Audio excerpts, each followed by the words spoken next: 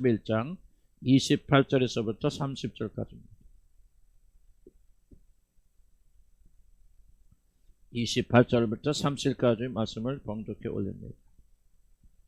수고하고 무거운 짐진 자들아 다 내게로 오라. 내가 너희를 쉬게 하리라. 나는 마음이 온유하고 겸손하니 나의 멍에를 메고 내게 배우라. 그리하면 너희 마음이 쉼을 얻으리니 이는 내 멍에는 쉽고 내 짐은 가벼움이라 하시니라. 아멘. 주님, 주의 말씀 듣고 설사오니 주여 기억하여 주시고 이 말씀이 우리 마음에 기록되도록 축복하여 주셨습니다. 단지 듣는 데서 걷지 않고 이 말씀대로 살 수 있는 은혜를 우리에게 허락하여 주시옵소서. 예수님의 귀하신 이름으로 기도 올리나이다. 아멘. 우리 어느 나라 사람들이 가장 자기 자신들이 행복한가 하는 것을 이렇게 조사하는 희한한 건데 세계 행복 조사라는 것이 있습니다. 우리나라는 156개 참여한 156개 국가 중에서 59등을 하였다고 그럽니다. 그런데 이 행복 지수에서 1등을 한 나라가 저 북유럽에 있는 핀란드라고 하는 그런 나라입니다. 굉장히 잘 사는 나라인데 그 나라가 백성들이 우리는 제일 행복하다. 1등을 갔다 그럽니다.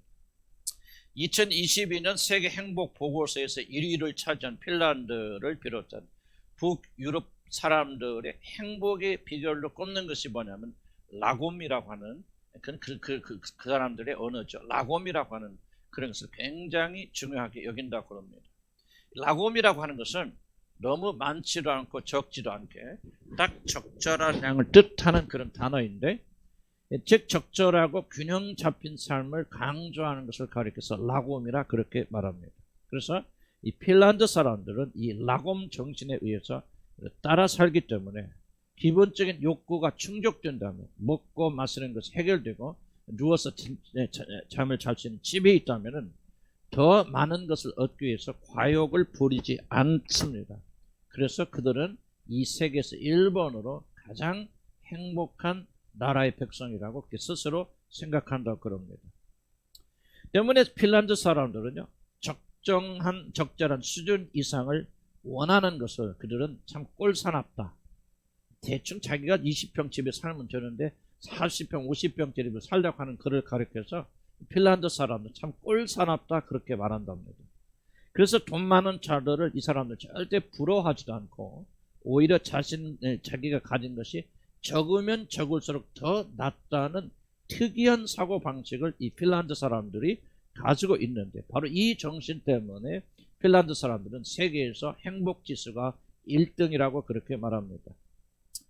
참 특이하게도 이 나라 사람들은 만약에 자기 자신의 이웃과 비교할 마음이 든다면, 나는 소나타 타고 다니는데 옆에 사람 벤츠 타고 다닌다 하고 그런 마음이 들 때 이 나라 국민들은 감사함을 마음을 활용하도록 그렇게 훈련이 되어져서 서로 노력하고 서로 비교하는 것을 없앤다고 합니다. 내가 가진 것도 참 감사한 일이야. 하나님은 믿지 않겠지만 그러나 참 나에게 주신 것은 풍성을 놀라는 것을, 이렇게 서로 이 국민들을 감사하면서 서로 비교하는 것을 없앤다 그렇게 말합니다. 감사와 행복감의 연관성에 대한 그런 오랜 연구들이 있었는데, 가진 것에 감사하면은 더 많은 것을 성취해야 되겠다는 압박감이 사라지게 되어지고 뭔가 부족함을 느낄 때 실망감을 느끼지 않기 때문에 이런 감사하는 정신을 가지고 사는 사람들은 매우 행복하다고 그렇게 알려져 있습니다. 156개 나라에서 전체 7위를 한 그런 남아프리카 공화국이 있습니다. 사실 가보면은 백인들은 그래도 좀 잘 사는데 흑인들은 굉장히 가난한 그런 나라입니다. 그런데 이 나라가 세계에서 7번째로 행복한 그런 나라입니다. 이들이 세계에서 7번째로 행복한 비결이 뭐가 있냐면 바로 우분투라고 하는 그런 정신에 있다고 그럽니다. 복잡한 역사와 사회적 이슈를 가진 남아공의 흑인과 백인들이 어울려 사는 그런 복잡한 그런 나라에서 남아공의 행복 순위는 매년 상승하고 있는데요. 바로 이들은 왜 이렇게 행복하게 사느냐 하면은 우분투 정신, 즉 우리가 있기에 내가 있다라고 하는 그런 생각 때문에 이들은 가난함에도 불구하고 세계에서 7번째로 행복한 그런 나라가 되었다고 그럽니다. 우분투는 내가 행복해야 내가 행복하다라고 하는 그런 정신입니다. 다른 사람의 존엄성을 떨어뜨리는 것은 자신과 공동체의 존엄성을 떨어뜨리는 것이기 때문에 우리 모든 서로가 연결되어 있다 그렇게 믿고 자신의 행복보다는 다른 자들의 행복과 안전을 더욱더 중요하게 여기는 사랑의 정신이 우분투라고 하는 그런 특별한 정신입니다. 저는 시간이 없어서 향후 10개 나라의 그 모든 특징들을 다 말씀드릴 수가 없습니다. 그런데 이 모든 나라의 특징을 살펴보길 때 굉장히 중요한 두 가지 사실을 우리가 발견하게 되어지는데요. 행복한 나라일수록 그 행복과 소유는 관계가 없다는 사실. 얼마나 많이 가지는 얼마나 부자인가 하는 것과 그 소유는 전혀 관계가 없다는 사실. 그리고 두 번째는 자기 자신에게 덜 집중할수록 행복하다는 두 가지 공통적인 특징을 여러분들이 발견하게 될 것입니다. 자신만의 행복을 추구하면 추구할수록 진정한 행복은 달아나게 되고 불만족과 시기 질투와 경쟁의 패배 같은 것으로 더욱더 불행하게 된다는 사실을 우리는 세계 사람들이 만든 세계 행복 지수를 통해서 우리가 배우게 되어집니다. 우리는 지난주에 인생의 무거운 점을 피하지 않고 자신이 지려는 용기를 가지게 되어질 때 우리는 무거운 짐으로부터 해방될 수 있다는 사실을 우리가 나누었습니다. 우리 주님께서는 자기 자신에 주어진 짐으로부터 도망하기 위해서가 아니라 짐을 지지 않기 위해서가 아니라 그 짐을 지기 위해서 기도의 투쟁을 하셨고 주님의 간절한 기도를 들으신 아버지 하나님께서는 예수 그리스도께서 그 짐을 지도록 힘과 능력을 주셨기 때문에 그 모든 짐을 넉넉히 지시고 승리하셨다는 사실을 우리가 말씀을 드렸습니다. 바로 이것이 우리에게 주님께서 가르쳐 주시길 원하는 짐에 관한 인생의 짐에 대한 중요한 하나의 교훈입니다. 그래서 우리 주님께서는 나는 부드럽고 온유한 교사이니 내게 와서 이 짐을 지는 법을 배우라고 그렇게 우리 주님이 말씀하셨던 것입니다. 우리는 오늘 또 다른 차원에서 우리가 참 짐으로 해방되는 길을 성경의 계시에 따라 우리가 생각해 보고자 합니다. 거기는 자신의 짐뿐만 아니라 다른 사람의 무거운 짐을 내가 대신 짊어지게 되어질 때 아까 우분투 정신처럼 나의 행복보다 너의 행복이 더 중요하다. 그렇게 생각하고 다른 사람의 행복을 나의 행복보다도 더욱더 중요하게 여기고 다른 사람이 지고 있는 무거운 짐을 내가 대신 같이 짊어지게 되어질 때 우리의 모든 짐으로부터 해방된다고 하는 놀라운 말씀을 이 안에서 하고 있다고 저는 그렇게 생각합니다. 여러분 이 말을 이해하기 위해서 제가 먼저 여러분과 같이 나누고 싶은 것은 다른 사람의 짐을 대신 져주는 것의 놀라운 비밀에 관한 것을 저는 여러분과 같이 먼저 나누기를 소원합니다. 아마 여러분은 다른 사람의 짐을 대신 져주는 것이 행복의 비밀이라는 말만 들어도 어깨가 더 무거워지고 걱정스러울지 모릅니다. 아니 내 짐을 지게 해도 숨이 막히는데 아니 다른 사람의 짐까지 내가 져야 된다니 상당히 황당한 말같이 여러분 귀에는 들릴 것입니다. 아마 여러분의 대부분은 아니 제 자신조차도 제가 드리는 말씀에 오늘 반발할지 모릅니다. 그리고 이 모든 저항은 당연한 것이고 매우 자연스러운 것이라고 저는 그렇게 생각합니다. 그렇게 느끼는 것은 인간으로서 너무나도 당연한 것이라고 저는 거짓없이 그렇게 생각합니다. 그럼에도 불구하고 하나님의 진리의 책인 성경이 우리들이 별로 환영하진 않지만 다른 사람의 짐을 지어주는 것이 여러분이 가볍게 되는 길이라고 말씀하시는 것이 하나님의 성경책에 기록되어 있기 때문에 우리 좋아하든 싫어하든 우리는 겸손하게 이 말씀에 귀를 기울여야 된다고 저는 그렇게 생각합니다. 내 짐이 아니라 다른 사람의 짐을 내가 기쁨으로 짊어지게 되어질 때 왜 우리는 억압되는 것이 아니라 오히려 자유롭게 되는가라는 그런 질문을 우리가 묻지 않을 수가 없습니다. 여러분이 어떤 짐을 지고 있든지 죄의 짐이 되었든지 간에 또 여러분이 삶의 인생의 문제가 되었든지 간에 관계에서 일어난 무거운 짐이 되었든지 그 짐에 숨겨져 있는 가장 무거운 쇳덩이는 그 짐을 진짜로 무겁게 만드는 것은 다른 것이 아니라 바로 여러분이 자라고 하는 짐입니다. 사실 사람들은 자신의 인생이 힘들기 때문에 수고하고 무거운 짐을 지는 것이 아니라 자신이나 자신의 관계에 든 것을 지나치게 생각하고 챙기기 때문에 엄청난 압력을 받게 되고, 그리고 마치 돌덩이를 지고 가는 것처럼 여러분의 삶은 지치고 힘들게 됩니다. 앞에서 말한 세계에서 자기 자신이 가장 행복하다고 믿고 있는 사람들의 공통적인 특징이 무엇이었습니까? 그것은 아주 단순합니다. 바로 자신들을 덜 생각한다는 것입니다. 자기 자신의 행복과 안전과 이 모든 것들을 덜 생각하면 생각할수록 만족하고, 더 많이 생각하면 생각할수록 어깨의 짐은 무거워지고 불행해진다고 하는 사실을 오늘 우리들은 예수를 믿지 않는 사람들의 과학적인 통계를 통해서 우리가 알 수가 있습니다. 한마디로 자신의 행복에 대해서 덜 생각하면 생각할수록, 자기에게 덜 집중하면 집중할수록 행복의 지수는 오히려 올라간다는 사실을 보여주고 있는데, 대한민국에 사는 사람들은 오직 자기 행복, 자기 안전, 우리 식구 계속 자기만은 생각하기 때문에 59이고 매년 그 순위는 극적으로 떨어지고 있다는 사실을 우리가 잊지 말아야 됩니다. 여러분, 인간 불행의 가장 큰 원인은 자기 자신을 지나치게 많이 생각하고 자신만의 행복을 가장 앞세우기 때문이라고 하는 이 성경의 말씀과 세상 사람들이 경험하는 경험과는 아무런 차이가 없습니다. 오히려 세상 사람들의 경험이 성경 말씀이 옳다고 하는 것을 그들이 인정해 주는 것입니다.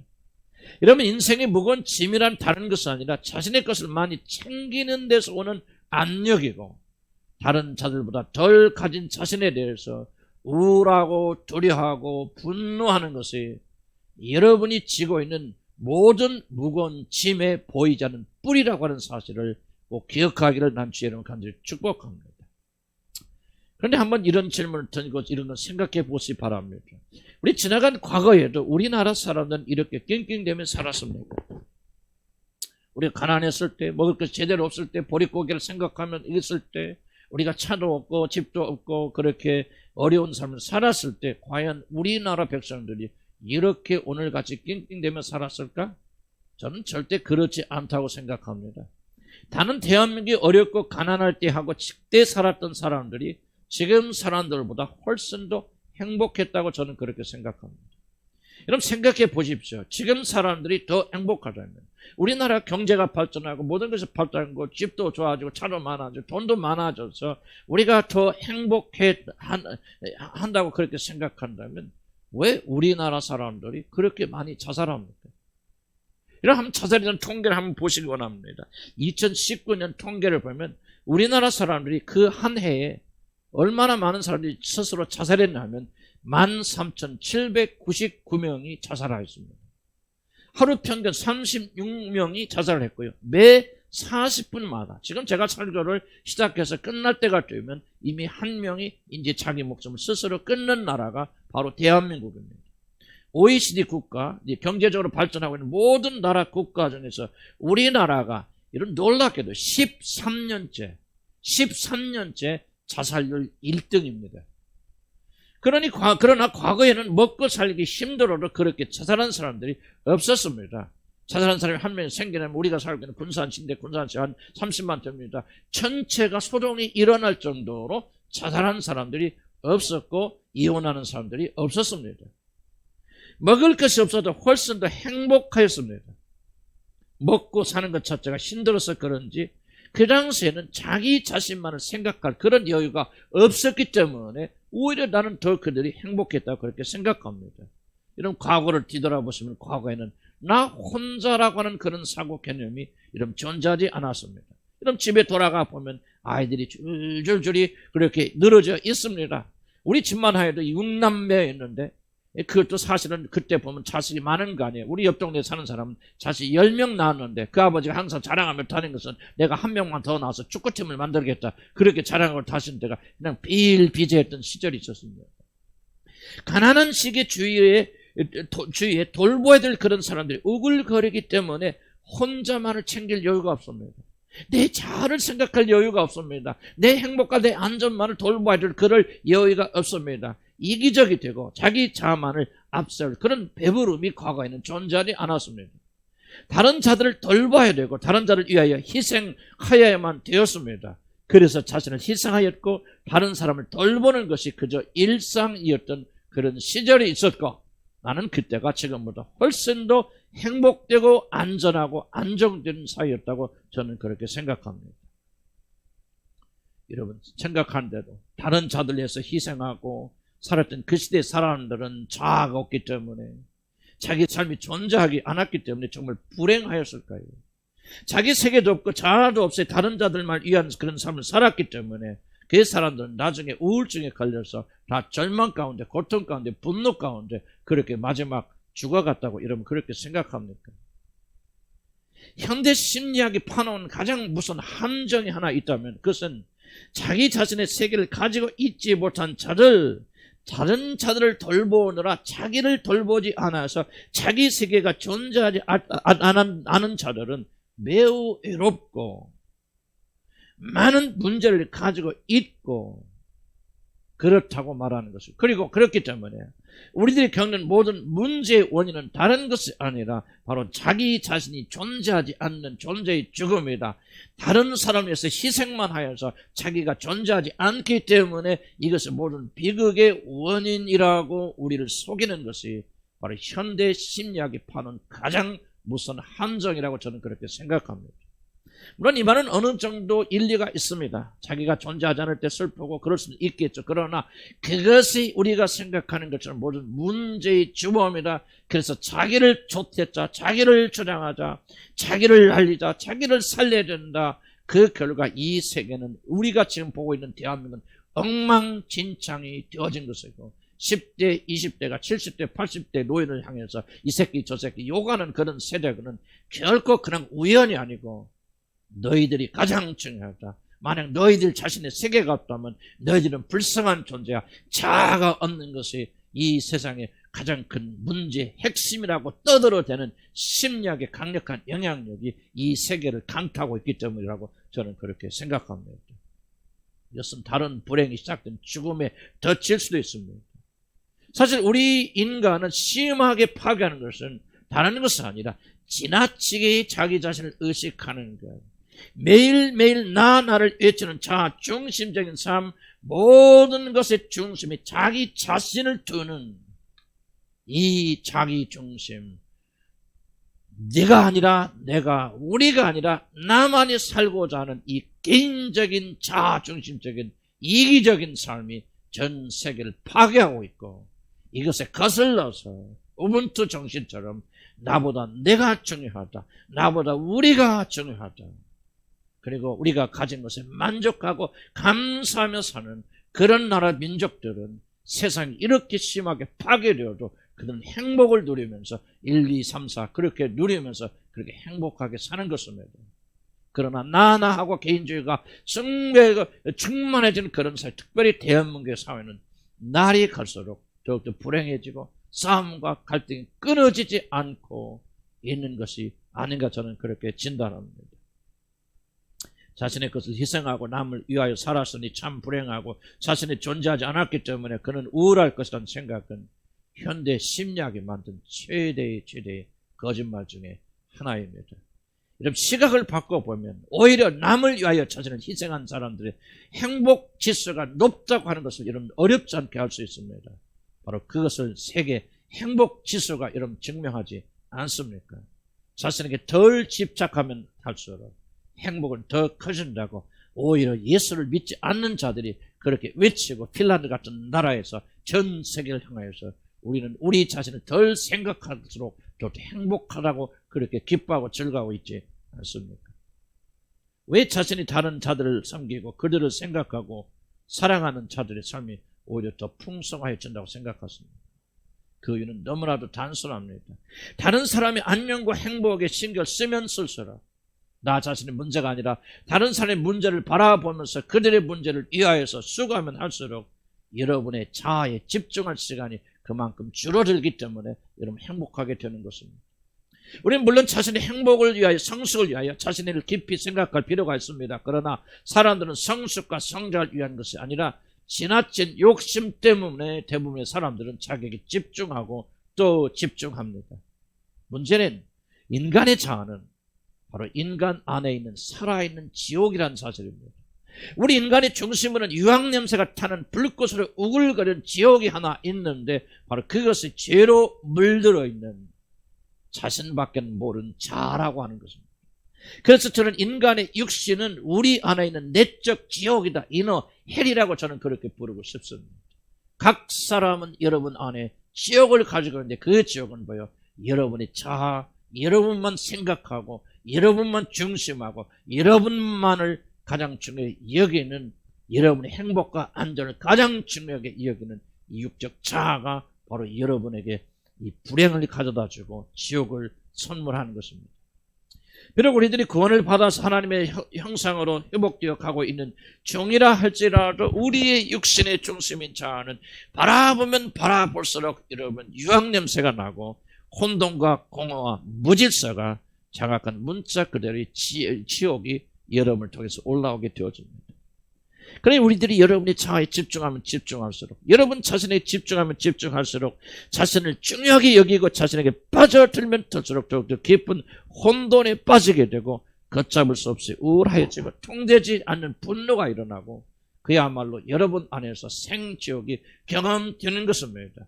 여러분이 자신의 자아가 존재하지 않기 때문이 아니라 다른 사람을 돌보느라 여러분을 희생하였기 때문이 아니라 그와 거꾸로 여러분의 자신을 더 많이 생각하면 생각할수록, 여러분의 자아를 생각하면 생각할수록, 여러분 자신의 개인의 안전과 축복을 생각하면 생각할수록 여러분 지옥의 수렁에 빠지게 되어지는 것입니다. 행복한 사람들의 공통적 특징은 자신의 관심을 자신이 아닌 다른 자들에게 두므로 오직 자기라는 감옥에서 탈출한 사람들이란 사실을 여러분 기억하시고, 바로 이것을 핀란드라는 나라, 남아공업 같은 그런 나라들이 우리에게 증명해주고 있는 것입니다.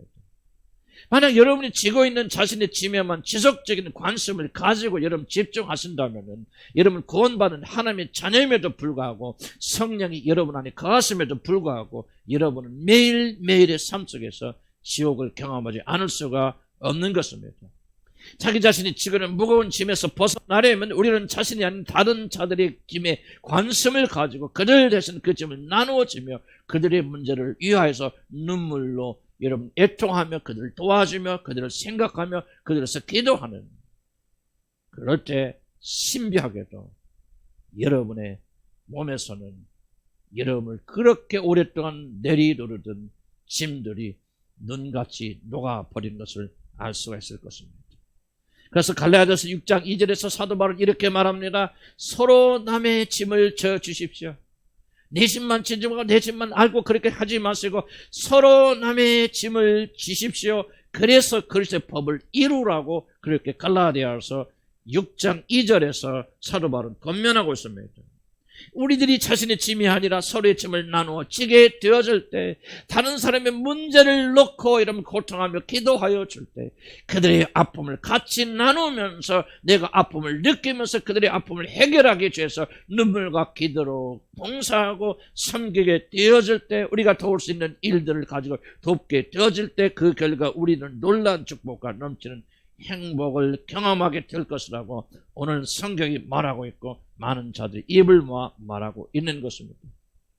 지금까지 제가 말씀드린 것은 다른 자들의 짐을 대신 짊어지는 것이 자신을 그 무거운 짐에서 해방시킬 뿐만 아니라 가장 큰 행복을 여러분에 가져다 준다고 하는 주는 놀라운 비밀이라는 사실을 제가 여러분이 강조해서 말씀드린 것입니다.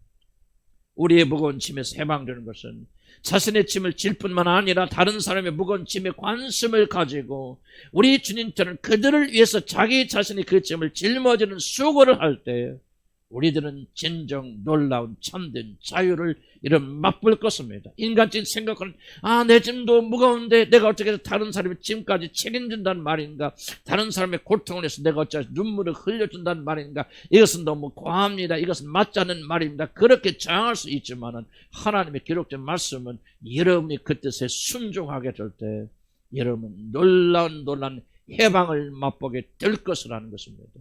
이것이 바로 다른 사람의 짐을 져주는 자들의 축복과 행복에 대한 비밀입니다. 이제 우리들이 두 번째로 살펴볼 것은, 그럼 우리 주님은 과연 어떻게 다른 사람의 짐을 맡아서 해결해 주셨는가, 어떻게 우리들의 짐을 져 주셨는가를 저를 한번 생각해 보고자 합니다.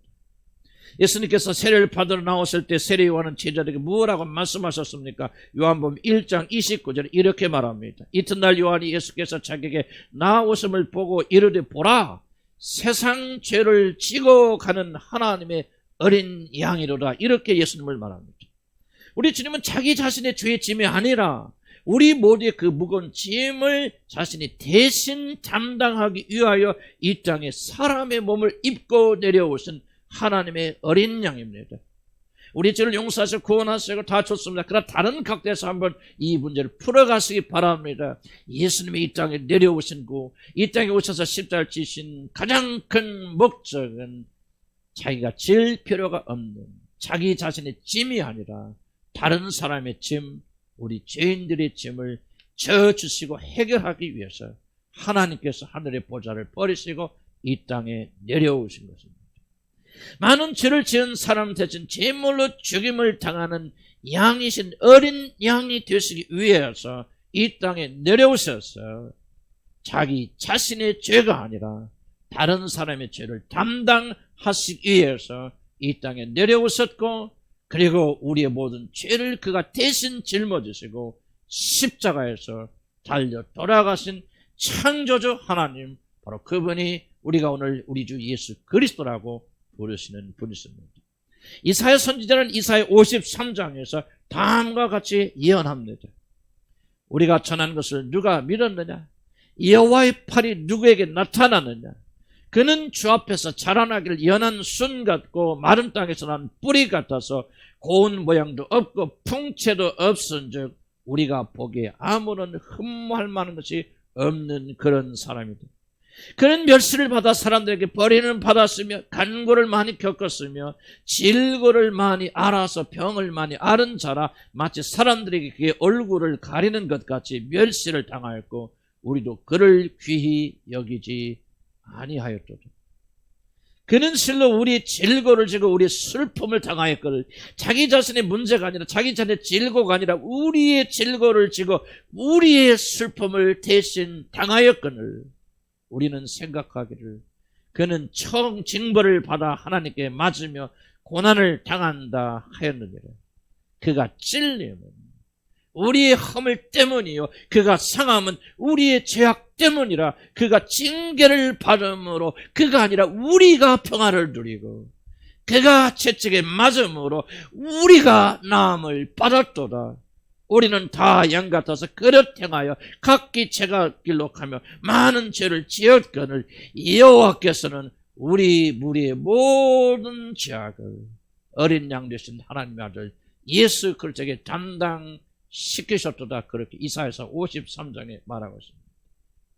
예수 그리스도가 이 땅에 오시기 전 700년 전에 활동하였던 이사야 선지자는 하나님의 아들이 이 땅에 사람의 몸을 입고 오셔서 행하신 모든 일들을 종합하여 보건대 바로 이 한마디 죄인들의 모든 짐을 대신 짊어지시고 하나님의 심판을 대신 받아 죽으시고 부활하신 일이라고 그렇게 이사야는 예수님이 탄생하기 700년 전에 예수님에 대해서 예언하고 있는 것입니다. 한마디로 우리들이 주로 고백하는 하나님의 아들 메시아 예수 그리스도는 이 땅에 사람으로 오셔서 우리들의 모든 죄의 짐, 오늘 여기 앉아 계신 여러분의 모든 죄의 짐, 인간으로서는 도무지 담당할 수 없고 해결할 수 없는 모든 짐을 대신 짊어지시고 우리 대신에 처형받아 죽으시기 위해서 오신 하나님이 바로 2000년 전에 탄생하시고 죽으신 예수 그리스도이십니다. 우리 주님의 일생은 여러분 잘 들으시기 바랍니다. 특별히 왜 우리가 다른 사람의 짐을 지어야 되는가 하고 질문을 던지는 사람들은 이 말을 잘 들으시기 바랍니다. 우리를 사랑하사 자기 몫을 버리신 우리 주님의 일생은 다른 자들의 짐을 대신 져주시는 그런 삶을 사셨습니다. 인간으로서는 도무지 담당할 수 없는 그 무거운 짐, 죄로 인해서 날마다 무거운 짐을 지고 이 세상에서 노예처럼 살다가 결국 멸망의 사형 선고를 받고 이제 지옥에 들어가서 영원히 꺼지라는 그런 불 속에서 영원토록 고통당하던 여러분의 죄의 짐을 대신 짊어지시고 죽으시고 부활하심으로 우리를 건져주신 것이에요. 바로 그가 이 땅에 내려오셔서 하신 일입니다. 바로 여러분의 짐을 그가 맡으시고 주관하셔서 갈보리 언덕에서 죽으시고 삶을 부활하신 분이 우리가 주로 고백하는 우리 주 예수 그리스도 있습니다. 사랑하는 성도 여러분, 이것이 바로 기독교입니다. 바로 이것이 기독교의 중심적인 사상입니다. 자기 짐이 아닌 다른 사람의 짐을 사랑 때문에 대신 짊어지셔서 십자가에서 죽으시고 처형당했기 때문에 죄를 지어서 마땅히 죽고 지옥에 들어가야 된 저와 여러분이 구원받고 용서받아서 지옥에 가지 않을 뿐만 아니라 우리 주님과 같은 하나님의 아들들이 되어져서 그 영광의 나라를 상속하게 되어준다는 것. 다른 말로 표현하면 다른 사람의 짐을 져주시는 사랑의 사건이 기독교의 핵심이고 그 사랑으로 저와 여러분이 구원받았다는 사실입니다. 만약 우리 주 예수 그리스도께서 여러분을 위해서 여러분의 모든 짐을 대신 져주시는 일을 하지 않으셨다면 우리들 가운데 결코 단 한 명도 죄 용서받아서 하나님의 자녀가 되는 일은 결단코 일어나지 않았을 것입니다. 우리 죄인들의 죄를 무거운 짐을 대신 그가 짊어지셨습니다. 그래서 우리 주님은 말씀하십니다. 수고하고 무거운 짐진 자들은 다 내게로 오라. 내가 너희를 편히 쉬게 하리라. 우리는 우리들의 무거운 죄의 짐과 그 결과 매일의 삶에서 죄는 고통의 짐을 대신 져주시는 우리 주 예수 그리스도의 그 놀라운 사랑과 자비로 인하여 구원을 받았습니다. 다시 한번 기억하시기 바랍니다.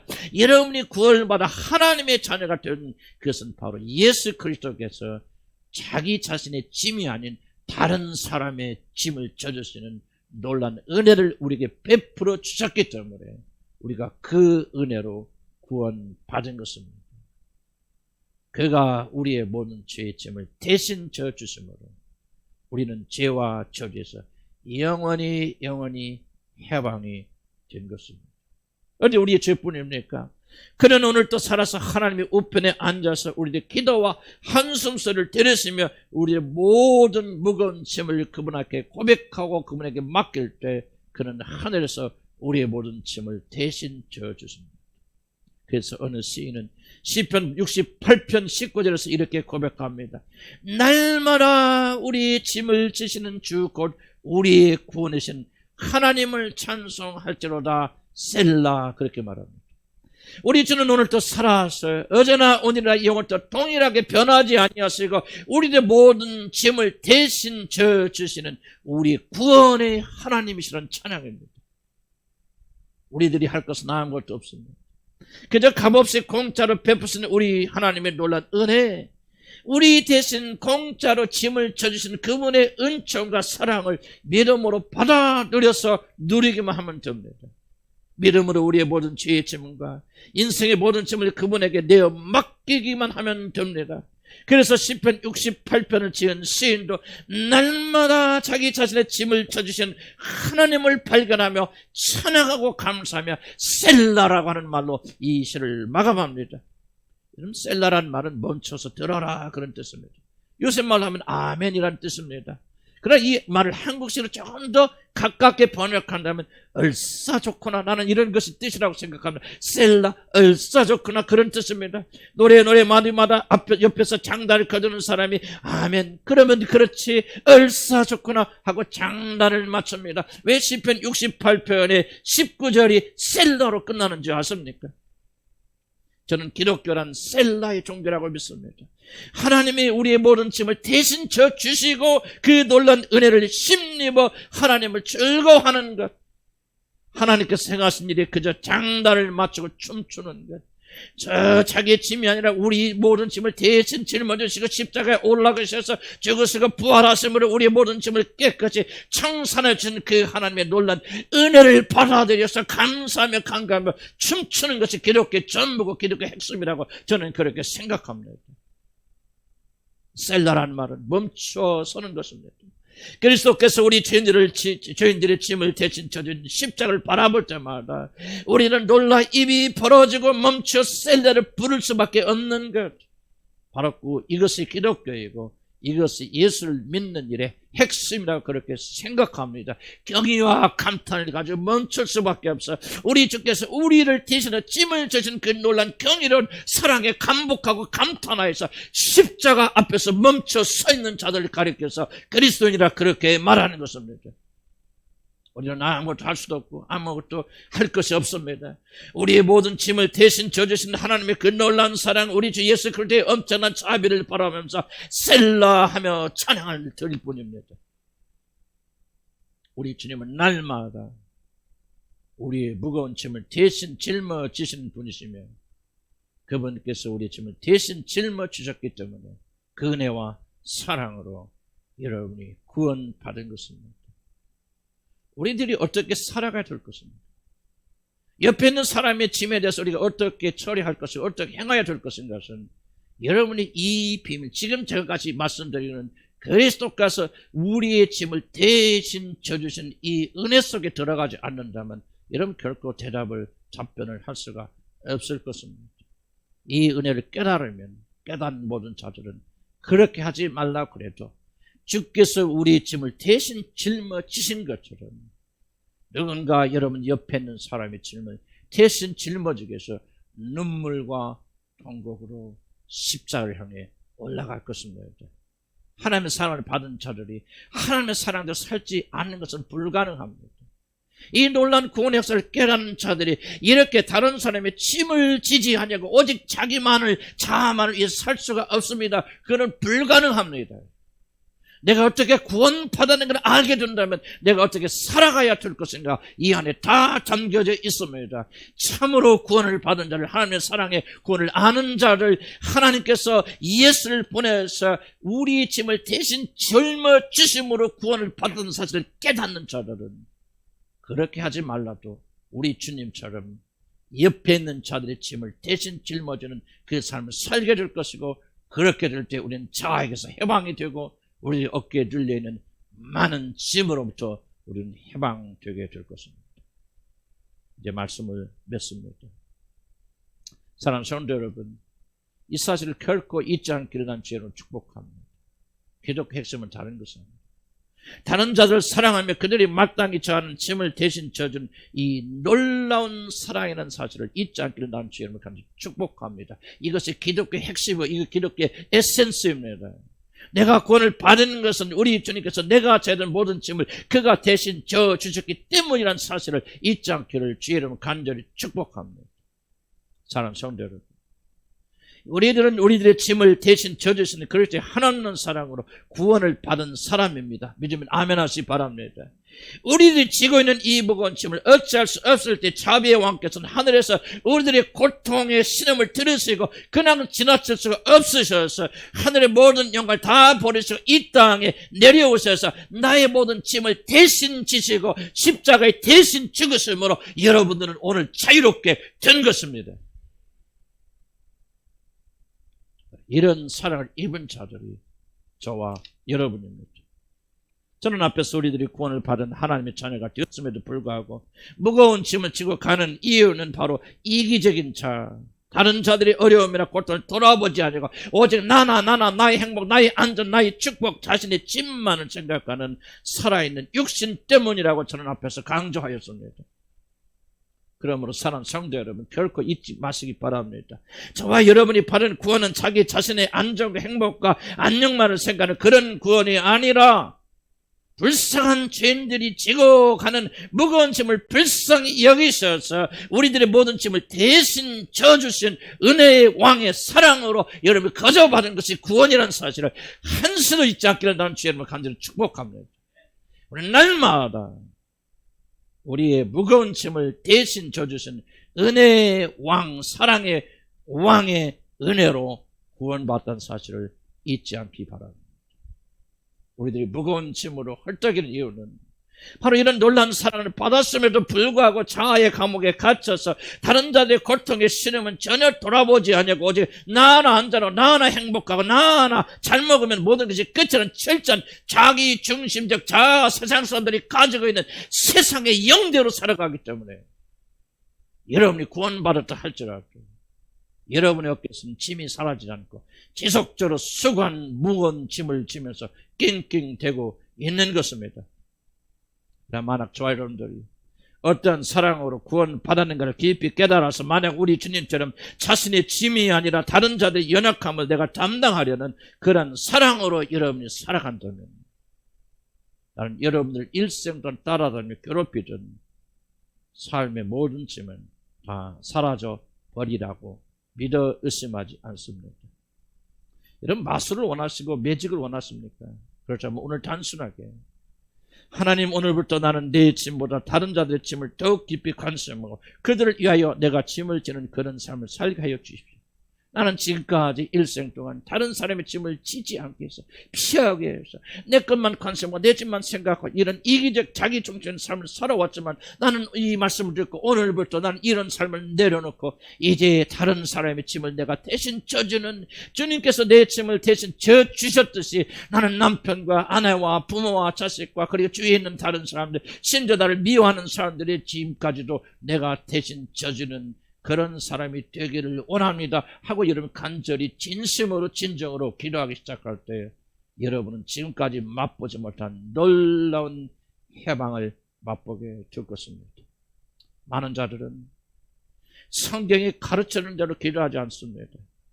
다른 사람의 짐은 악착같이지 않으려면서 주님 앞에서 울고 불면서 내 짐만 해결하려 그렇게 외치는 이기적인 적 하나님과 반대되고 반기독교적인 기도의 행위를 열심히 하고 있기 때문에 하늘의 왕께서는 오늘도 귀를 닫아버리시고 여러분의 기도에 결코 응답하지 않는 것이고 여러분의 삶은 점점 무거운 구렁이로 더 빠져 들어가는 것입니다. 기도하는 것이 중요한 것이 아니라 어떻게 기도하느냐가 더욱더 중요합니다.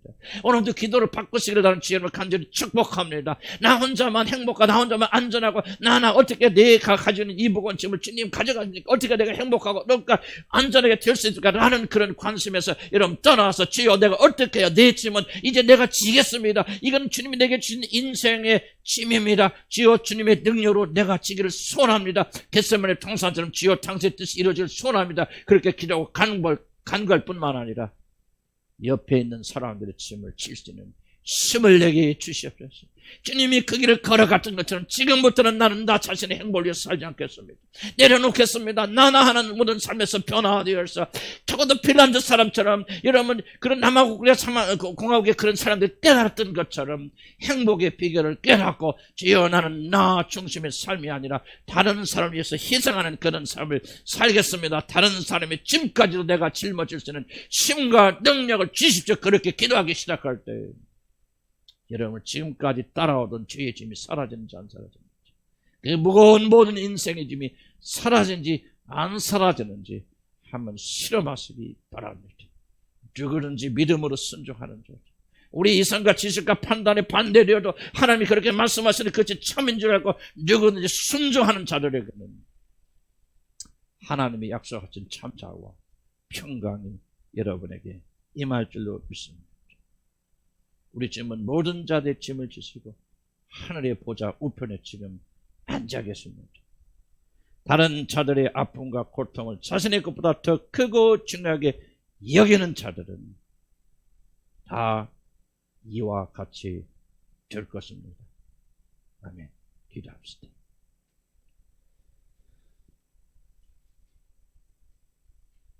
주님, 저희들이 교회에 다니고 믿음이 있노라 하면서도 실제 우리 마음을 지배하는 것은 심리학이고 세상의 학문이고 세상의 가치입니다.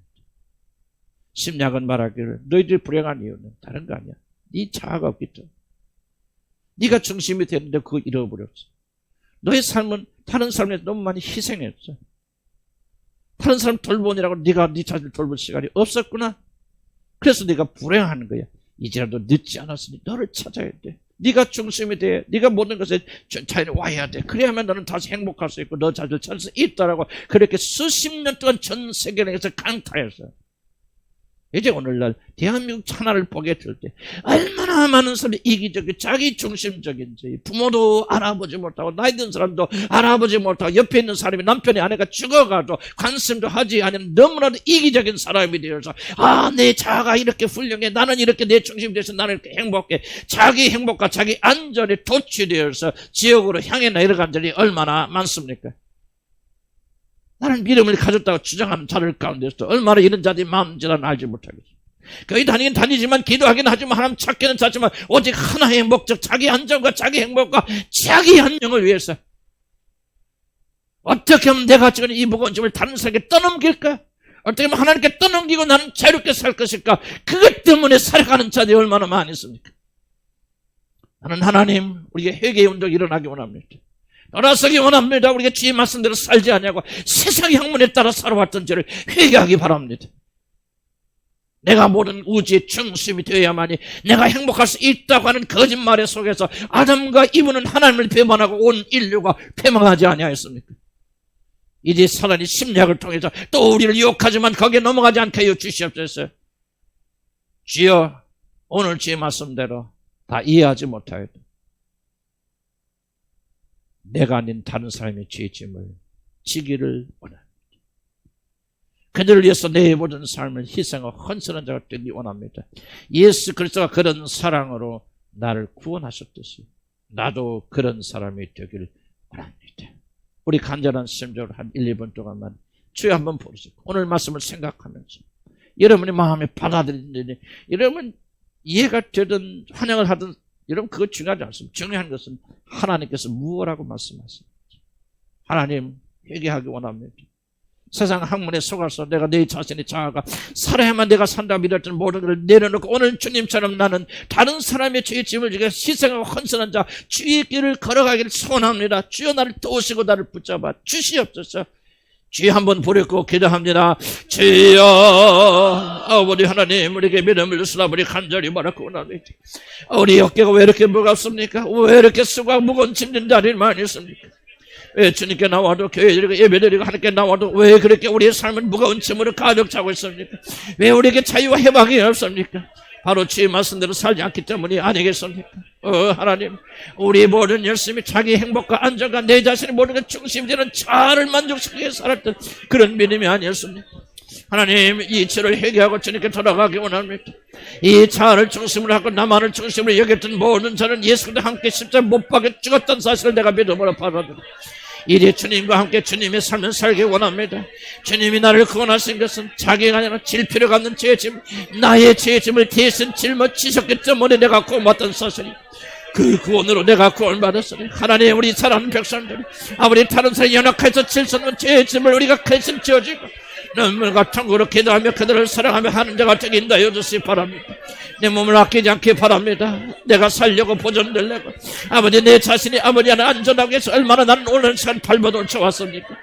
그래서 아니가 아버지 내가 죽게 해서 내 자신을 내어주게 해서 우리 주님처럼 다른 사람의 짐을 지게서 애통하지 아니하였습니까? 하나님 나 이런 삶이 회개가 있기 원합니다. 오늘 이런 삶이 변화되기 원합니다. 이런 삶이 새로워지기를 소원합니다. 하나님 나를 붙들어 주시려고 간절히 바라고 원합니다. 하나님이야 우리에게 참된 믿음을 주시고 기독교가 무엇이고 믿음이 무엇을 깨닫는 죄들에게 인도하여 주시고 우리 주님 한 교회들은 한 명도 자기를 위하는 사는 자 없게 도와주시고 자아가 모든 것의 중심이 되는 자 없도록 도와주시려고 간절히 바라고 원합니다. 다른 사람이 연약한 짐을 짊어지는 자 예수 그리스도가 우리의 짐을 짊어지듯이 내 남편의 내 아내의 짐을 짊어지고 주님과 더불어 통하는 자가 되도록 하는 도와주시옵소서. 주여 우리가 편하게 사는 것이 믿음의 목적이 아니라 올바로 사는 것이 믿음의 목적을 다시 한번 기억하는 저희들 되도록 도우시고 축복하여 주시옵소서. 예수 이름으로 기도합니다. 하나님 우리도 우리 자신을 모르는 사이에 하나님을 믿는 목적이 나의 행복 나의 안전 내가 모든 것의 중심이 되게 해서 나도 모르는 사이에 그런 믿음을 추구하였습니다. 이것이 얼마나 가짜 믿음인지 얼마나 주님과 잘못된 떨어진 그런 믿음인지 생각해보지 못하였습니다. 그럼 오늘 이 말씀을 통해서 우리의 삶이 주님의 삶과 얼마나 동떨어져 있는가를 다시 한번 생각해 보았고 소위 행복을 주장하는 자들의 삶과 얼마나 좀 떨어져 있다는 것을 우리가 다시 한번 발견하게 되어졌습니다. 자기 자신에 대해 생각하면 덜하면 덜할수록 왜 그들이 행복합니까? 왜 우분투의 정신으로, 그리고 다른 것에 다른 사람의 이익을 생각하고 그런 정신으로 살아가는 나라 사람들은 우리보다 훨씬 더 행복합니까? 바로 그것이 바로 우리가 지금 쏟고 있는 것. 내 안전, 내 행복, 나나나 하게 될 때 우리는 더욱더 움츠러들고 왜곡되어지고 더욱더 불행이 된다는 사실을 우리가 눈으로 보이지 않습니까? 하나님의 말씀이 옳구나. 하나님의 말씀이 맞구나. 자아가 살면 정말 내 생명이 죽고 내 자아가 죽으면 하나님의 생명이 살아난단 말이 맞구나. 아, 그렇구나. 난 지금까지 내 행복, 내 안전, 어쩌면 내가 지고 있는 짐을 다른 사람에게 넘겨줄까? 하나님께 넘겨서 나 혼자 좀 편하게 살까? 했던 그런 생각들이 얼마나 죄에 물드는 생각인가를 우리는 깨닫게 되어졌습니다. 이제 이 말씀을 듣고 우리가 결심하고 결단합니다. 난 이렇게 안 살겠습니다. 주님이 내 짐을 지어줘서 나를 구원하셨듯이 주여 내 뵙는 사람, 내 아내의 짐, 내 남편의 짐, 내 부모와 내 자식의 모든 짐들, 주님은 그들에게 책임이 없다는 말이 아니라 주님 그들의 짐을 대신 짊어질 수 있는 힘과 용기를 주셔서 날마다 주님 앞에 나가서 그것이 내 문제인 것처럼 눈물과 통곡과 기도와 간구로 그들의 영혼을 위해서 기도하는 사랑의 마음을 우리에게 허락해 주시옵소서. 그럴 때 우리의 모든 짐은 다 사라진다고 주님 말씀하지 않았습니까? 이 놀라운 비밀을 우리가 믿음으로 받아들여서 이기적인 삶에서 주님을 사랑하며 주님의 뜻대로 살아가는 이타적인 삶이 되도록 축복하여 주옵소서. 이제는 우리 주 예수 그리스도의 은혜와 하나님 아버지의 사랑과 성령의 역사선이 이제 나는 오늘부터 주의 가르침에 따라서 나가 모든 것이 충실되는 삶에서 우리 옆에 있는 사람의 연약한 짐을 대신 짊어지는 그리스도의 마음으로 살아가기를 소원하는 자들이 머리마다 지금부터 영원 무궁토록 함께 하실지어다. 아멘.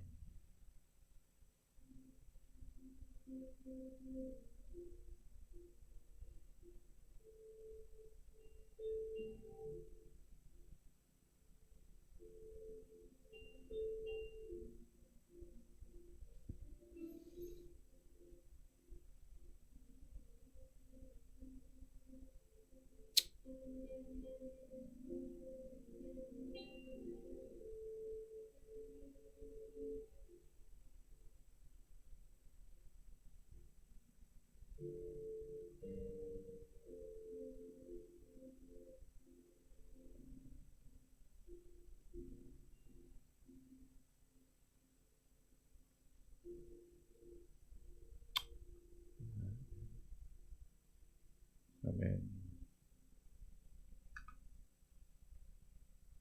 예배 마쳤습니다. 오늘 선교 지휘가 조금 급합니다. 그래서 지금 25분이니까 조금 25분에 시작할 수 있도록 그렇게 좀 준비해 주시면 고맙겠습니다.